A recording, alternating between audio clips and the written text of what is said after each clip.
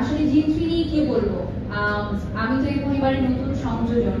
অনেকটা credit goes to যারা part 1 এবং পার্ট 2 তে ছিল, স্পেশালি সজল ভাই, পূজা, পার্ট 2 তে যারা ছিল কাস্ট এন্ড ক্রু, পার্ট 1 এবং পার্ট 2 ডিরেক্টর, অবশ্যই সেই সাথে আমাদের লেখক আব্দুল আজিজ, প্রোডিউসার আব্দুল আজিজ, কারণ তার এটা একটা চিন্তাধারা যে একটা হরর জনরার মুভি করা।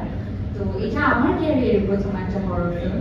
আমি কিন্তু অনেক ভীতু প্রকৃতির মানুষ, প্রতিদিন দোয়া করে সেটে যেতাম, আবার বাসায় এসে দোয়া করে দিতাম যে আল্লাহ প্লিজ কাউকে যেন না খাপাই দিই, কোনো একটা অ্যাক্টিভিজমের মধ্য দিয়ে কোনো যেন উল্টাপাল্টা কিছু না হয় আমার সাথে। সো সেরকম মজার মজার অনেক এক্সপিরিয়েন্সের থ্রু দিয়ে আমরা পুরো গল্পটা শুট করেছি, টানা শুট করেছি। এবং একজনের কথা না বললেই নয়, যাকে আজকে প্রথমবারের মতো আপনারাও অথবা এই পুরো প্রমোশনে পাবেন, সেটা হচ্ছে আমাদের ডিরেক্টর রোমান ভাই।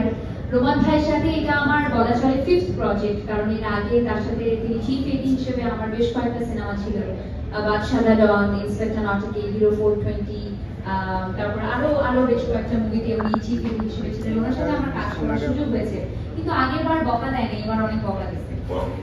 এটাই খালি একটাই পার্থক্য, অনেক বকা দিচ্ছে, একদম মনে যা যত জিদ ছিল সব মিটাই দিছে এই শুটিং এর সময়। আর আমি ফোন করে বলতাম আজিজ ভাই, রোমান ভাই খালি বকা দেয়, তখন আজিজ ভাই বলতো একটু এরকমই সহ্য করে নেয়। সেরকম করতে করতে হাসতে খেলতে আমাদের সিনেমার শুটিংটা পার হয়ে গেছে। এবং ঠিক সেইভাবে অনেক বড় কৃতজ্ঞতা যায় চ্যানেলের প্রতি, সাগর স্যারের প্রতি, কারণ যখন তাকে প্রথম আমরা নিজ থেকে বলেছিলাম যে we want you to collaborate আমাদের সাথে, তিনি একবারই বলেছিলেন যে হ্যাঁ we want to be part of it. Thank you so much Rafal ভাই এবং এন্টায়ার আইসক্রিম টিমকে to be a great part of it. Imran, Kona, Fayan, আমাদের যারা মিউজিক করেছেন তাদের সবাইকে, তারা চমৎকার গান উপহার দিয়েছেন।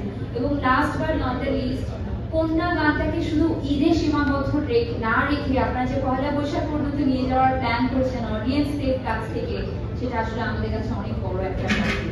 সো আপনাদের সকলের কাছে অনেক অনেক কৃতজ্ঞতা।